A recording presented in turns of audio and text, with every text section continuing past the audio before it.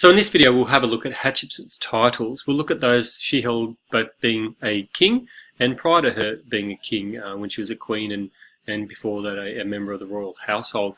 We'll try and identify what are conventional and what are not conventional or a little bit unusual and see how well she fulfilled those expectations that she had placed upon her with these different roles. So the first pre-kingly title she held was King's eldest daughter, which was conventional. It was very much the expectation and what the title that she would have held and what people would expect her to have held during this time period, because she was the daughter of the King Thutmose I. She also held the title King's Great Wife because she was the wife of the King Thutmose II. She also incidentally held the title King's sister because she was also the sister of Thutmose II.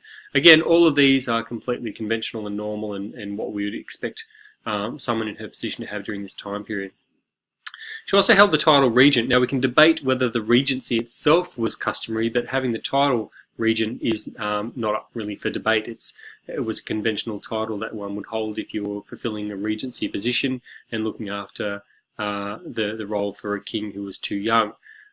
So again, she draws all of these titles. They all demonstrate the relationship she has to the king. So one's describing her as a daughter, one's describing her as the wife, sister, or the regent. So her importance is expressed through the relationship that she has to the king, and that comes across in all of these titles. She also has that title, which we think is probably a priestly title, God's Wife of Amun, which was shared by many of the royal women during this time period. So again, none of this is outside of convention. It's all very normal. One unusual one that she did hold, however, during her regency was one called Mistress of the Two Lands, which is very clearly modelled after the king's version of this title, which is Lords of the Two Lands, of the Lord of the Two Lands. So that was a very specific kingly title, and she borrowed it, feminized it, turned it into Mistress of the Two Lands, and used it while she was the regent. And that's really important because some historians like Robbins and Redford would suggest that she's actually using this time period to consolidate her position and to try and launch a claim to the throne a little bit later on.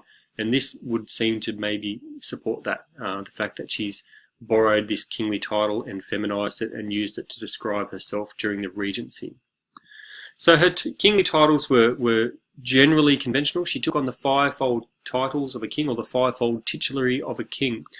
The first one is called Mart Kare, which was her throne name, and that means the true one of the Ka of Ra. The next title is called Numbed Amun Hatshepsut, and this was her personal name. What it meant was that she was the foremost of the noble ladies. She is united with Amun Hatshepsut. That's what the actual name actually means. The next one is Wezeret Cow, which was her Horus name, and that means the strong of Kars.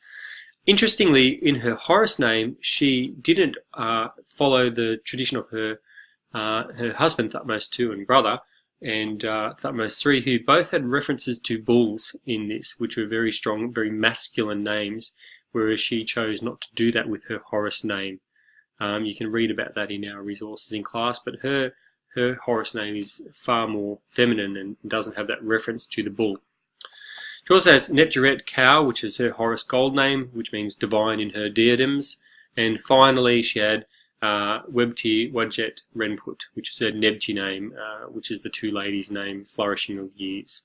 So that's a bit of an overview. You do need to know, at the very least, Mart Kare as her throne name, and the more of these you can remember, the better. And obviously that reference to the Wezeret Cow, her Horus name, not being as strongly masculine as perhaps Thutmose III or Thutmose II's were, is an interesting point to make as well.